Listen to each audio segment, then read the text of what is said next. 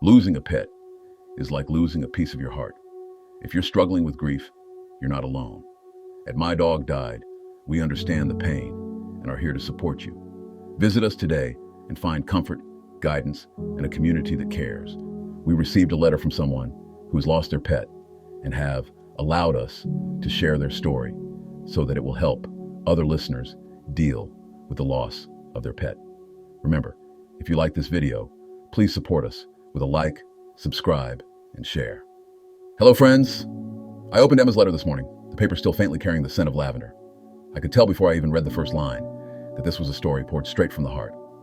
She wrote from Knoxville, Tennessee, about her 6-year-old Corgi named Teacup, a name that, as she explained, fit her perfectly. Small, round, and brimming with warmth. Emma's words came slowly, carefully, as if each sentence was a step across fragile glass. It happened so fast, Dawn, she began. 1 second, she was right there rolling her tennis ball toward me. The next, she saw a squirrel dart across the street. I called her name, but she was already running, so sure she could catch it.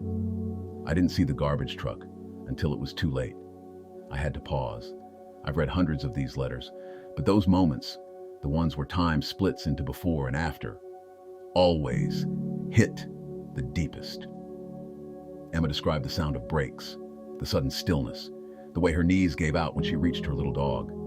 The driver had tears in his eyes. There was nothing anyone could do. Teacup wasn't just Emma's dog. She was a piece of her daily rhythm, a living spark in the quiet spaces. Emma had adopted her as a puppy during a lonely winter, and from that day on, they had been inseparable. She wasn't just my dog, Dawn. She was my shadow.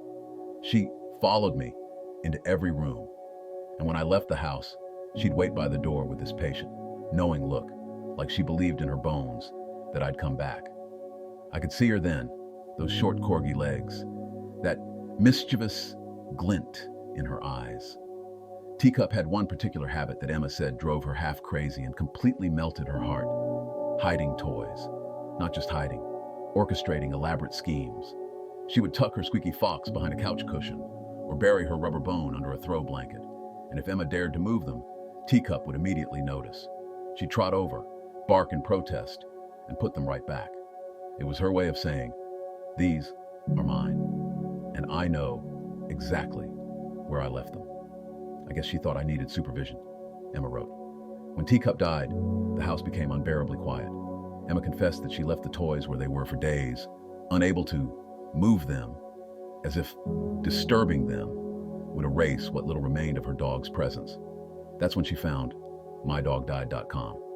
I typed into Google, "I lost my dog and I can't stop crying," she said. "Your site came up." I clicked without knowing what it was. The first story I read made me cry harder, but in a way that felt safe, like someone was holding my hand in the dark. I started reading every night. It helped me see I wasn't alone in this, that maybe my grief was just another form of love. Her words warmed something in me, even through the sadness.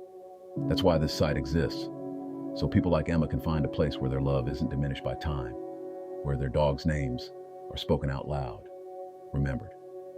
Emma ended her letter by telling Teacup one last thing. "I hope you're still chasing squirrels, baby girl, but I hope you catch one now."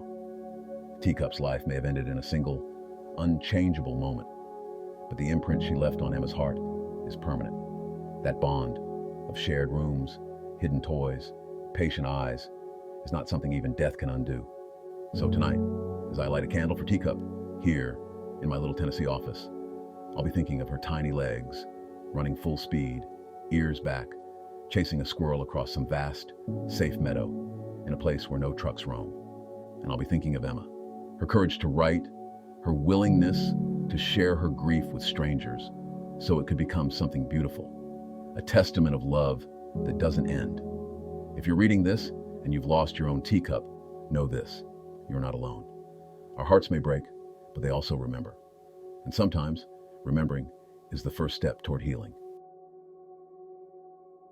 Your love for your pet never fades, and neither should your support. If you're grieving, don't go through it alone. Visit MyDogDied.com or call us at 85-5925-2658 and connect with those who truly understand. Healing starts here. Remember, if you like this video, please support us with a like, subscribe, and share. If you have a story that you would like to tell us, your dog stories at mydogdied.com at gmail.com.